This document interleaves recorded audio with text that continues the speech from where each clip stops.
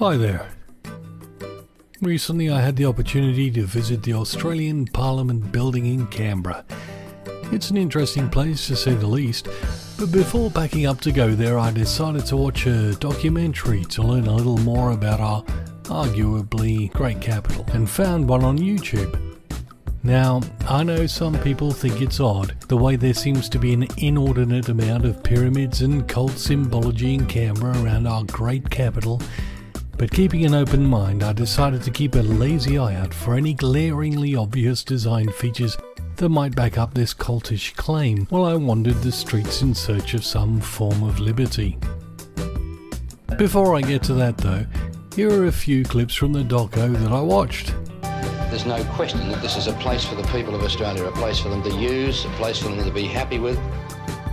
This was a building that the people must take to their hearts, and the resolution of that has been a constant preoccupation during our work from the design phase of the competition to the present time. Now apparently there were some pesky protesters at the ceremonial digging on the first sod. Is being built for the children of Australia, for future generations of parliamentarians. It is being built for the future of this nation. It is...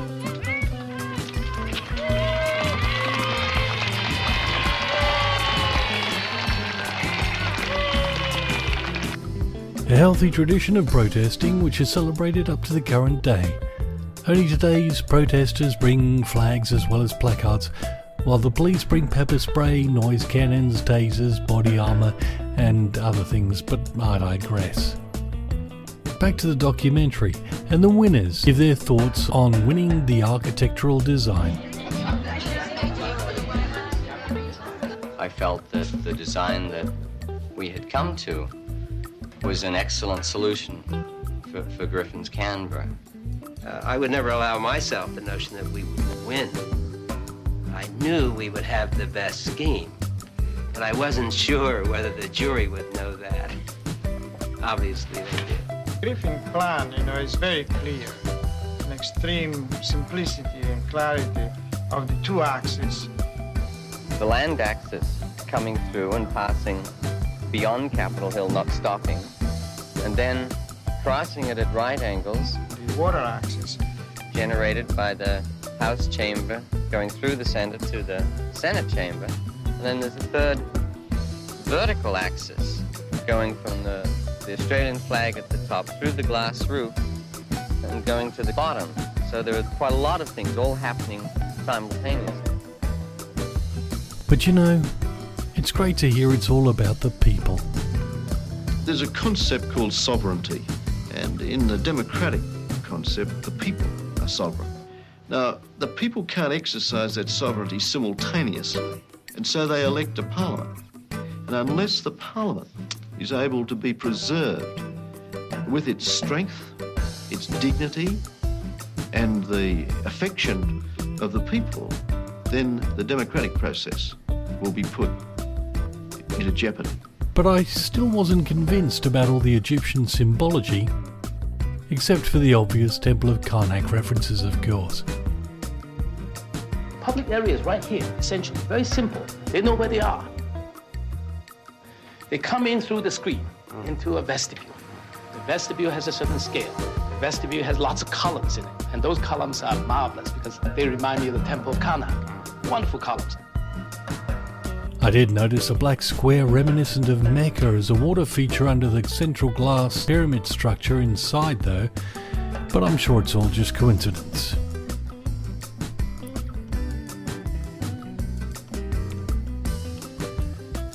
But I don't think the taxpayers' money was squandered throughout its construction though. After all, only the best was purchased to make a building that anyone would be proud of if they only went to work 67 days a year. There is absolutely no compromise in their finish and their quality requirements. That makes the work, of course, more interesting, but much harder. Any thought that you might get away with the usual commercial standard, no, forget it. And that was made very clear to us. I appreciate that. That's why we like doing this sort of work.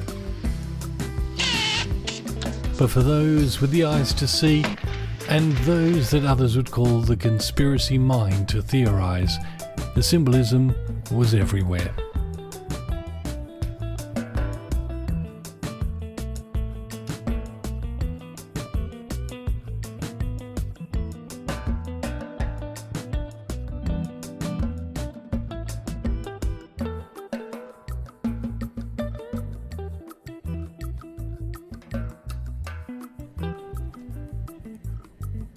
So after watching the documentary, I threw my computer in the bin, packed way less than was necessary, and headed out to see for myself what all the fuss was about.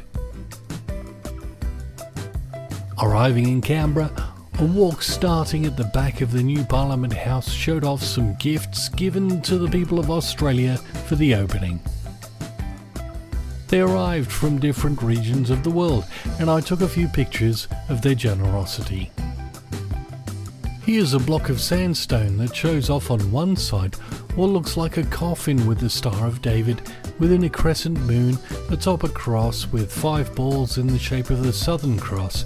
There's an upside down fleur-de-lis there too, which means flower of the lily, which puts me in mind of the so-called Egyptian blue lotus, which is actually a blue lily with rumoured hallucinogenic properties which promise to open your mind when ingested to connect to a higher power. So not much going on there then really. Another side shows the fleur-de-lis again, looking like it's growing within the coffin or sarcophagus container with swirling non-corporeal potential. Another side shows what looks like a warrior somewhat comfortable in what would be normally an uncomfortable position, looking like the shape of the number 4, but not fully formed. Perhaps the soul leaving the aforementioned coffin, but I'm only throwing out guesses here. And the final side that I looked at, with ram's horns which may be signifying air or the astrological sign of Aries, flowing from the top of the now open coffin or doorway, which is now seemingly full of chaos. There doesn't seem to be a marking designating the order in which these should be viewed, but it's a lovely gift to the people of Australia, don't you think? On the opposing side of the separating garden, there was a gift from Israel, being the menorah, and looking at the back, once the missing pieces were fitted into place, it could also signify the rising sun on the horizon. Taking a few steps up, there were plaques of tragedies like the Bali bombings and others. Also this sculpture of what I'm guessing is a representation of the sun, and elsewhere a pair of Chinese lions, which upon looking at Wikipedia are there to protect the soul and the body, which would presumably explain why they were not at the traditional entryway to the doors of the building. At one of the corners outside the Parliament building, this monument seems strange as there seemed to be nothing around but trees. There was the building and the pyramid structure around where the caps lay on the granite. You could draw any conclusion from the phrase.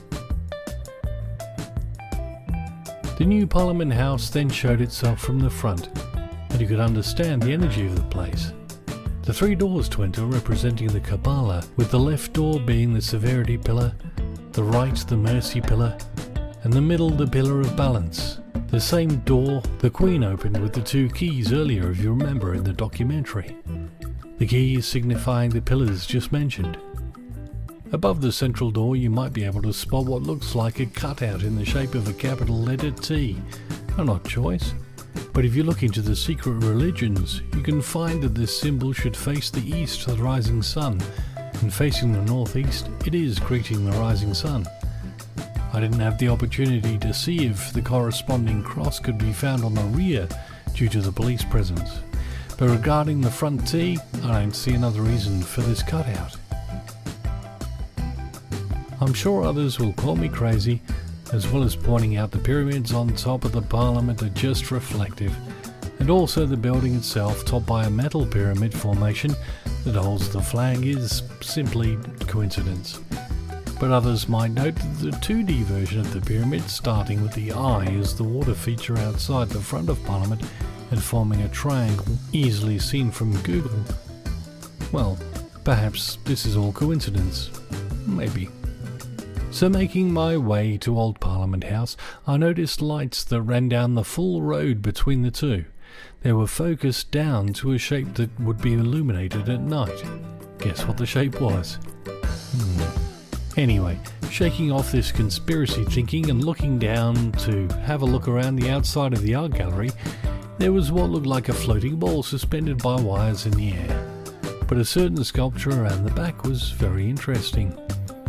Looking like a collection of inanimate objects in the shadow of a tree, upon closer inspection became not just a piston, but as someone close to me said, a goat with the number 666 to the bottom right.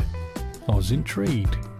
Next followed a pyramid, and then different shapes like broken architecture and an old style phone, until a pair of horns marked Ra 3, which closely resembled the war memorial's wings off in the distance. Well, at that stage I decided to go back to base camp for the day. Somehow the next day I found myself surrounded by protesters. Wink wink, nudge nudge.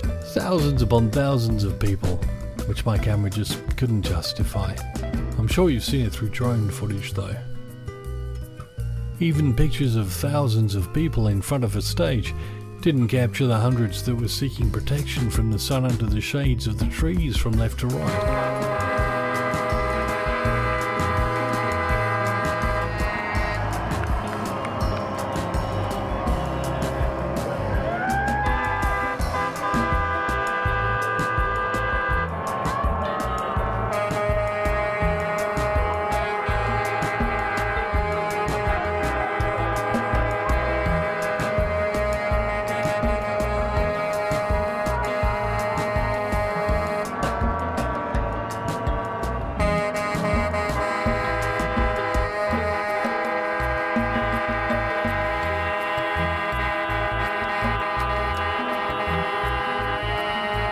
Police, army, fire, ambulance, diggers.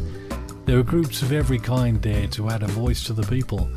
And while I personally witnessed abuse of police by protesters banging drums right in front of them and out-hailers shouting about their following orders, I also saw the human side of the person fist-bumping the line of police. People thanking them for remaining impartial, and some of the police stepping forward to offer directions. To some it may not be the outcome wanted, of them stepping down rather than following orders, but it may just show to others the human inside them, trying to be fair in an unfair situation. I must also say the day was conspicuous by the lack of helicopters from news crews in the sky that day. Only police had one helicopter there. Now I'm not going to say anything about the police other than they showed grace on the day, but they have to realise they're in the line that is between Parliament and the people. And as Australia is made up of the people, they need to think about who they work for. They are the most under pressure, but the most able to change the situation, in a way. Both the day and the camp were incredible in their human love and vibe. Best described as Christmas cheer to strangers taken to another level.